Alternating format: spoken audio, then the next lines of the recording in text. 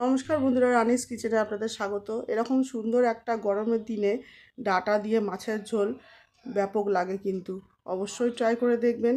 আমার চ্যানেলে যারা নতুন বন্ধু আছেন সাবস্ক্রাইব করে পাশে থাকবেন। তো চলুন ভিডিওতে যাওয়া যাক।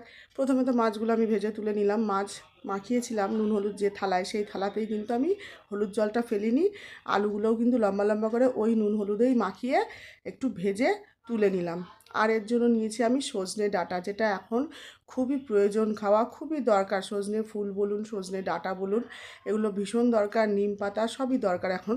তো সজনে ডাঁটা দিয়ে মাছের ঝোলটা আমি করছি। তো আলুটা একটু নুন দিয়ে ভেজে নিয়ে তারপরে এর মধ্যে একে একে গুঁড়ো মশলা এবং বাটা মশলা দিয়েছি। বাটা মশলা শুধু পেঁয়াজ, টমেটো আর কাঁচা লঙ্কা পরিমাণ মতো দেবেন, ঝাল যেরকম খান সেরকম বুঝে দেবেন। আর গুঁড়ো মশলা নুন তো আগেই দিয়েছি, হলুদ আর কাশ্মীরি লঙ্কার গুঁড়ো আর একটু মিক্সির বাটি ধোয়া জল দিয়ে কষিয়ে নিয়েছি আমি ঢাকা দিয়ে।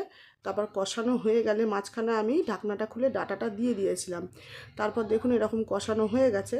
তো কষানো হয়ে যাওয়ার পর এবার পরিমাণ মতো জল দেবো। ডাঁটা আমি আগে কেন দিইনি, ডাঁটাগুলো তো এখন ভীষণ কচি, ভীষণ নরম, তো পুরো ঘেটে যাবে ঝোলের সাথে, ওই জন্য আমি পরে দিয়েছি। তারপর পরিমাণ মতো জল দিয়ে মাছগুলো দিয়ে দিলাম, সব একসাথে ফুটতে দিলাম। এবার এর মধ্যে একটু চিনি আর একটু গরম মশলা দিলেই কিন্তু আমাদের রান্নাটা একেবারে রেডি। দেখুন কীরকম হয়েছে, অবশ্যই জানাবেন কেমন লাগলো কমেন্ট করে, আর পাশে থাকবেন।